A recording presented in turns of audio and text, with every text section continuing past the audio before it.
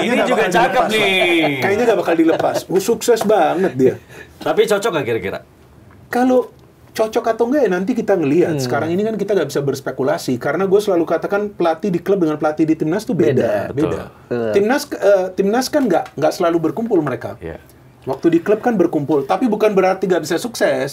Bisa saja sukses, banyak juga pelatih yang di klub sukses yang di timnas sukses. Gitu. Cuman tapi tantangannya beda aja ya. Tapi Boboto mau nggak, rela nggak? Rela nggak? Yang apa namanya sekelas Boyan Hodak pun atau Bernardo Tavares pun sangat layak sih menurut gue ya. Layak untuk berikan kesempatan gitu. Iya, apalagi harganya juga nggak terlalu mahal kan.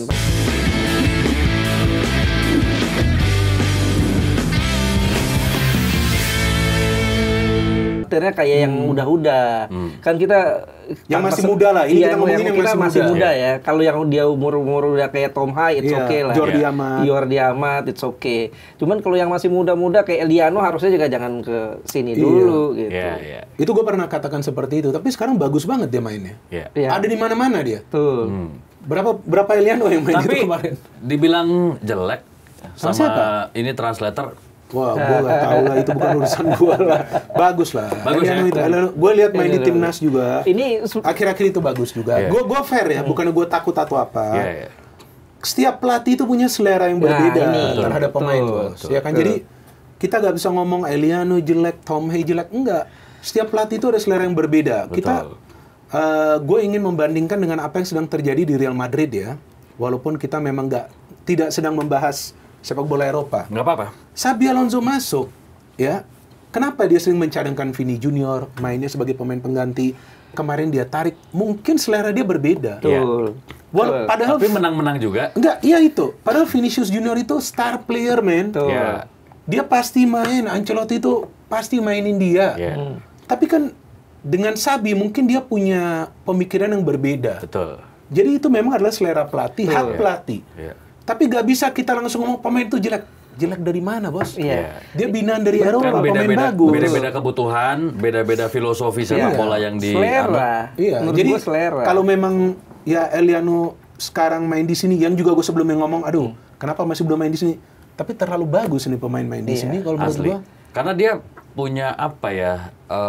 Daya jelajahnya itu gila dia. Fleksibilitas yang luar biasa. Dia bisa main di banyak posisi. Emang translator ngomong apa sih?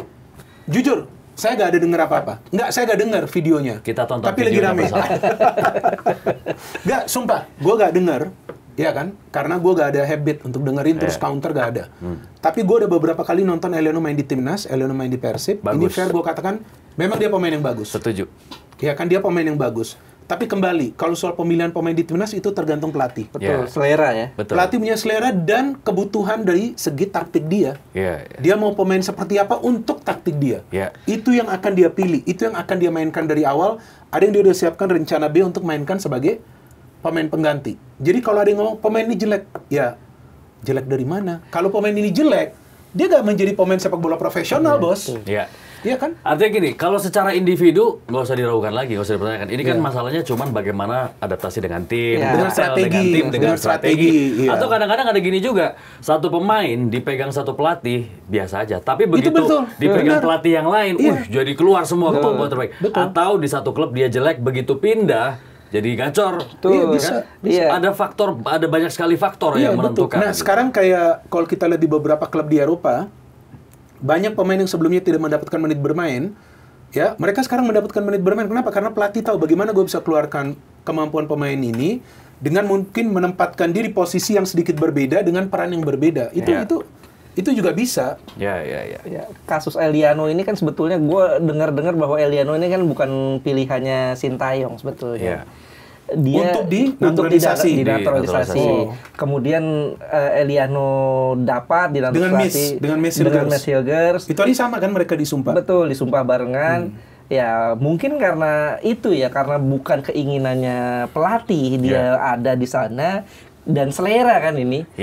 Kalau kita bilang ini pemain jelek ya nggak mungkin dia main di PEC Zwolle kan. Kayaknya nggak ada yang ngomong dia pemain jelek. Iya, ini selera pelatih ya.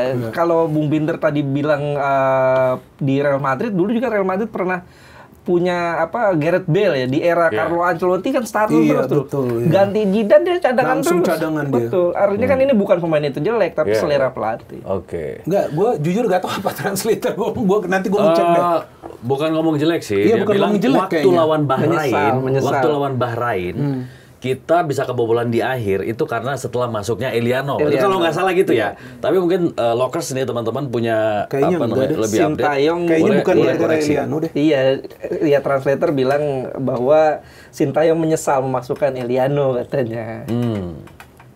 Nggak ngerti, udah lama, udah lewat, udah perlu dibahas. Tapi gue rasa nggak bisa menyalahkan satu pemain untuk satu gol. Itu adalah sepak bola adalah permainan tim. Iya. Oke, balik lagi nih soal rumor Ole tadi. Kalian setuju nggak nih Ole ke Persib Bandung? Satu lagi, Ciro kemarin juga dia ada yang DM gue loh, Ciro mau CLBK bener sih? Karena dia kedapatan mampir ke Geraha Persib. Oh, si Cironya? Ciro. Terus ada seniman ya, tato ya, ngelukis, ada pemain yang lagi nonton ya, ada tatonya gitu ya, mirip Ciro. Gitu. Tapi Ciro kan sebelumnya juga dilepas kan, karena mau ada perubahan kan? Iya. Nih karena ada yang DM tuh, Bung, Ciro akan CLBK, Ciro akan CLBK apa enggak, Bung? Tolong dibicarakan. Gue nggak ada dapat informasi dia akan CLBK. Tapi Ciro itu kan udah dilepas kan? Nah, kuota juga udah full kan? Nah, berarti apakah akan ada yang di... Tapi Ciro lagi bagus juga di Malut. Lagi bagus dia mainnya.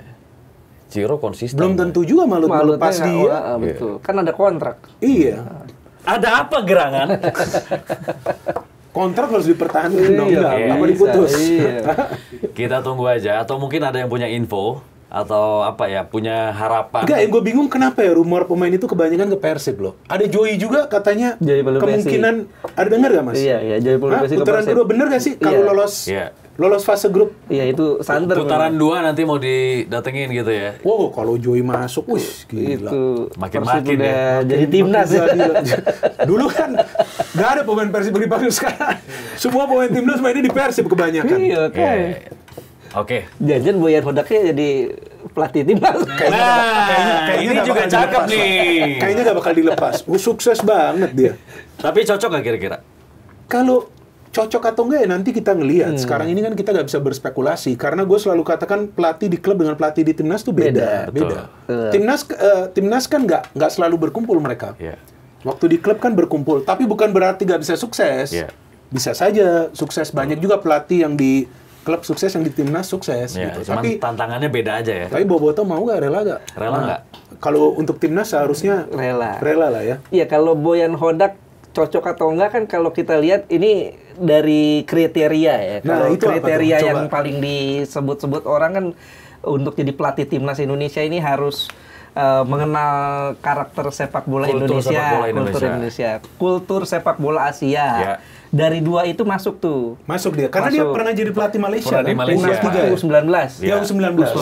Ngalahin Indra Syafri itu 2018. Pernah main di sini kan? Ya, main di Indonesia. Main di Indonesia, ngalahin Indra Syafri itu waktu zamannya Egy itu. Egy. PSM sempat. PSM pernah. Terus ini kan pandemi. Terus tapi dia dari 2006 udah di Asia. Udah di Asia Tenggara. My Team 2016 di Malaysia. Kemudian ke Phnom Penh. Setelah itu ya lama lah, bahkan katanya dia punya rumah tuh di Malaysia. Artinya dari segi, kalau nggak salah di Malaysia juga sempat jadi CEO klub deh, jadi bukan hanya pelatih kalau nggak salah ya. Dari segi kedekatan, artinya pemahaman dengan sepak bola Indonesia, sepak bola Asia Tenggara dapat tuh. Udah paham lah sepak dia. bola. Nah, kemudian dari gaya bermain ya pragmatis lah ya. Dan ini cocok dengan gaya main kita cocok dengan gaya main Indonesia, betul. Iya. Dan dia juga pernah jadi pelatih timnas Malaysia walaupun kelompok umur ya. Tapi ya benar kata Bung Budiner, sukses di klub belum tentu sukses di timnas. Susah juga betul. Timnas. Ini perlu pembuktian lagi. Dan catatannya juga apa iya PSSI nih dari levelnya Sintayong yang pernah jadi pelatih Piala Dunia. Iya betul. Terus Patrick Kluivert yang levelnya pernah jadi pemain Barcelona walaupun secara kepelatihan masih nggak begitu bagus. apa iya mau kembali ke Super League? Why not? Nah, itu dia. Kemungkinan itu ada. Kemungkinan itu tetap terbuka. Kalau menurut gue ya, nggak ada masalah. Bernardo Tavares nggak tahu di mana dia sekarang, belum klub dia. Itu juga pelatih bagus, mirip juga loh dia dengan Boyan Hodak. Betul. Dan dia pernah jadi asistennya Jose Mourinho di FC Porto. Analis. Video analis. Artinya menurut gue ya, nggak harus melulu nama besar yang sudah mendunia gitu. Yang apa namanya sekelas Boyan Hodak pun atau Bernardo Tavares pun sangat layak sih menurut gue ya. Layak untuk diberikan kesempatan gitu. Iya, apalagi harganya juga nggak terlalu mahal kan pastinya. Iya, daripada kesulitan cari pelatih yang ini kan. Iya. Tapi kalau memang mau yang wah juga ya silakan aja gitu. Kalau memang kebutuhannya seperti itu gitu kan. Karena ini kan juga memilih pelatihnya hati-hati banget kan, nggak buru-buru. Oke.